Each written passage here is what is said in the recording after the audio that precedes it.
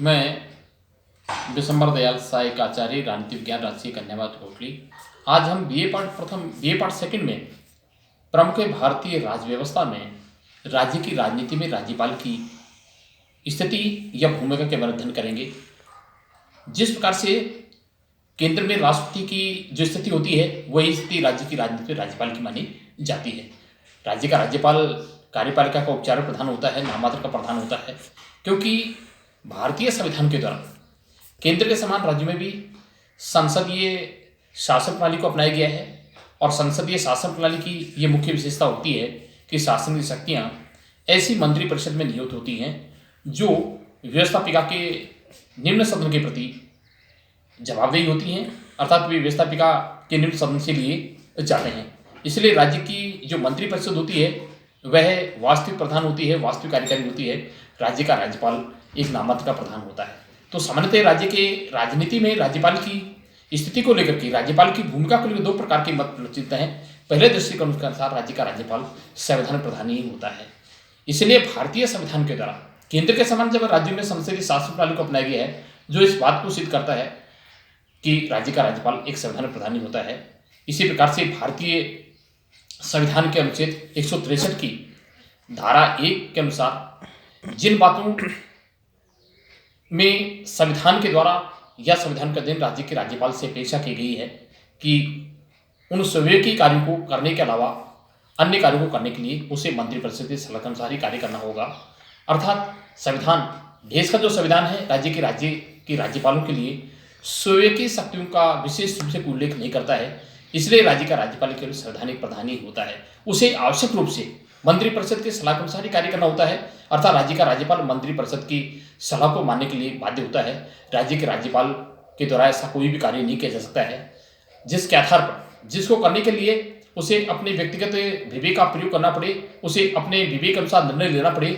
स्पष्ट रूप से संविधान इस बात की मनाही करता है। इसलिए राज्य का राज्यपाल केवल संविधान प्रधान के रूप में ही होता है। विशेष रूप से कुछ इस प्रकार के राज्यों के राज्यपाल होते हैं जिन्हें संविधान के द्वारा स्वयं की शक्तियां प्रदान की गई हैं। बाकी अन्य राज्य के राज्यपाल पर इस प्रकार की स्वयं शक्तियां नहीं होती हैं। केवल मिजोरम, अरुणाचल, मेघालय, त्रिपुरा और असम के जो राज्यपाल होते हैं उनके पास ही उस प्रकार की स्वयं शक्तियां होती हैं। बाकी अन्य राज्य के पाल इस प्रकार की स्वयं शक्तियां नहीं होती हैं। इसलिए संविधान के अनुच्छेद 163 की धारा के अनुसार जो प्रावधान किया गया है कि राज्यपाल को इस बात के लिए अधिकृत किया है कि राज्य ऐसा कोई काम, राज्य का राज्यपाल ऐसा कोई कार्य नहीं करेगा, ऐसा कोई निर्णय नहीं लेगा जिस प्रकार के कार्य करने से उसे अपने व्यक्तिगत विवेक का प्रयोग करना पड़े। अर्थात उसे जो भी कार्य करने होते हैं, जिस प्रकार के कार्य को प्रस्तावित होता है उसे आवश्यक रूप से मंत्रिपरिषद की सलाह के अनुसार उसे कार्य करना होगा।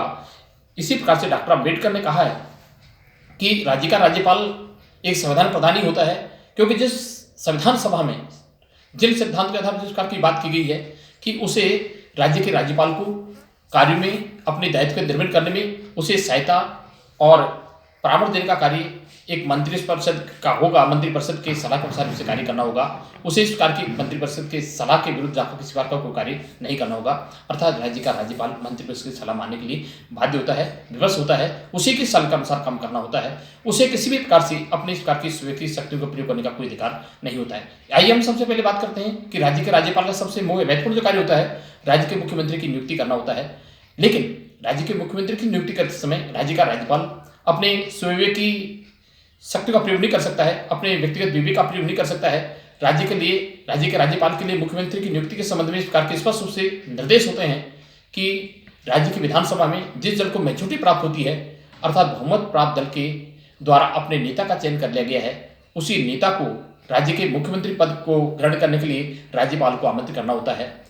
अर्थात बहुमत प्राप्त होने के दल के दावे की अवहेलना राज्यपाल के द्वारा नहीं की जा सकती है। इसी प्रकार से राज्य के जो मंत्रिमंडल सदस्य होते हैं उन सबकी नियुक्ति भी राज्यपाल के द्वारा की जाती है।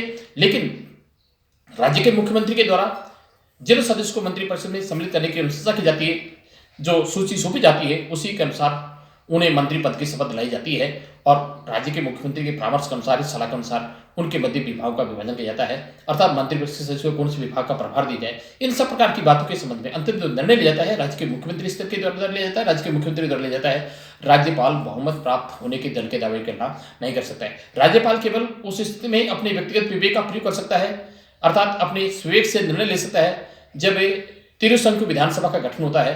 अर्थात राज्य की विधानसभा के निर्वाचन में कोई भी दल सरकार बनने की स्थिति नहीं होता है, फिर राज्यपाल अपने विवेक से निर्णय लेता है कि राज्यपाल निर्णय लेता है कि किस दल के नेता के नेतृत्व में सरकार का गठन किया जाए, अर्थात किस नेता को सरकार बनाने के लिए आमंत्रित किया जाए।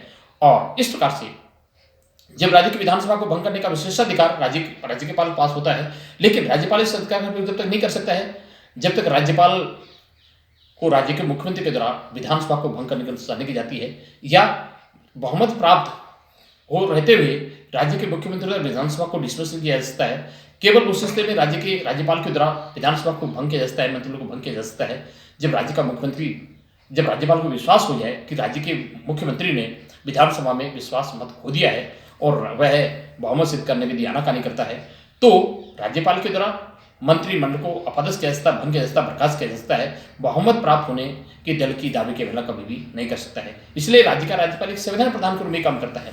इसी प्रकार से आल्लादी कृष्ण अय्यर ने कहा है कि राज्य का राज्यपाल एक संविधान प्रधान ही होता है, क्योंकि जिस प्रकार से राज्यपाल के संबंध में संविधान निर्माताओं ने निर्वाचन के स्थान पर मनोनयन की पद्धति को अपनाया है, जो ये सिद्ध करता है, जो स्पष्ट करता है कि राज्य का राज्यपाल एक संविधान प्रधान ही होता है।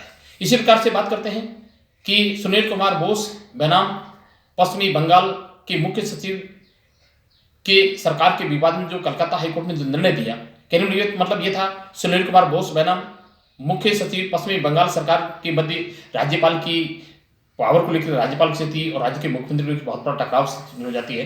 तब कलकत्ता उच्च न्यायालय के द्वारा ये निर्णय दिया गया कि संविधान इस बात का प्रबंध करता है, संविधान में राज्यपाल के द्वारा ऐसा कोई कार्य नहीं करने की अनुमति नहीं देता है जिसमें व्यक्तिगत विवेक का प्रयोग करना पड़ती, अर्थात उसे मंत्री परिषद की सलाह अनुसार ही कार्य करना होगा और राज्यपाल की व्यक्ति शक्तियों को छीन लिया गया है। तो इसी प्रकार से कहने में यह था कि सुनील कुमार बोस बनाम पश्चिम बंगाल सरकार के मुख्य सचिव में कलकत्ता हाईकोर्ट का जो डिसीजन आया, जो निर्णय आया, जो इस बात का प्रमाण है, जो सिद्ध करता है कि राज्य का राज्यपाल संविधान प्रधान ही होता है। इसी प्रकार से आल्लादी कृष्ण अय्यर ने जो बात कही है कि वास्तव में संविधान निर्माताओं की जो मंशा थी, राज्यपाल को एक संविधान प्रधान की स्थिति देना चाहते थे, इसलिए उन्होंने निर्वाचन स्थान में मनोनयन की पद्धति को अपनाया है। इसलिए राज्य का राज्यपाल एक संविधान प्रधान के रूप में काम करता है। राज्य का राज्यपाल एक संविधान प्रधान ही होता है, एक क्वेश्चन हेड के रूप में होता है, उसके पास नामात्र के अधिकार होते हैं, नामात्र शक्ति होती है। इसी प्रकार से अगर बात की जाए विभिन्न पदों पर राज्यपाल पदधारी व्यक्तियों ने जो इस प्रकार से काम किया, अर्थात विभिन्न पदों पर राज्यपाल पदधारी व्यक्तियों ने अपने अनुभव के आधार पर साझा करते हुए कहा कि राज्य का राज्यपाल एक संविधान प्रधान ही होता है।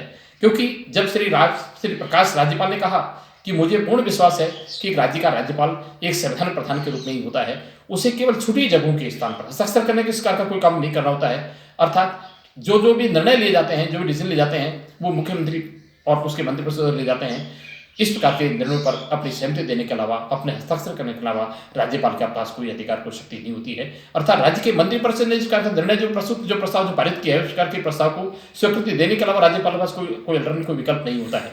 उसी प्रकार से बात करते हैं पद्मश्री सरोजिनी नायडू की अगर बात की जाए तो उन्होंने कहा कि एक राज्य का राज्यपाल एक सोने के पिंजरे में बंद चिड़िया के समान होता है, अर्थात जो स्वेच्छा से तो बाहर निकल सकती है और न उड़ान भर सकती है। अर्थात राज्य का राज्यपाल मंत्री परिषद की सलाह के विरुद्ध कोई भी कार्य नहीं कर सकता है, अर्थात उसे जो भी कार्य करने होते हैं वह मंत्री परिषद सलाह के अनुसार उसे संपन्न करने होते हैं। इसलिए राज्य का राज्यपाल संवैधानिक प्रधान होता है। इसी प्रकार से श्रीमती विजय लक्ष्मी पंडित ने यह कहा कि राज्य का राज्यपाल एक संवैधानिक प्रधान होता है, एक संवैधानिक काउंसिल हेड के रूप में काम करता है, एक नामात्र का प्रधान होता है, अर्थात वह उसके पास किसी प्रकार की कोई पावर शक्ति प्राप्त नहीं होती है।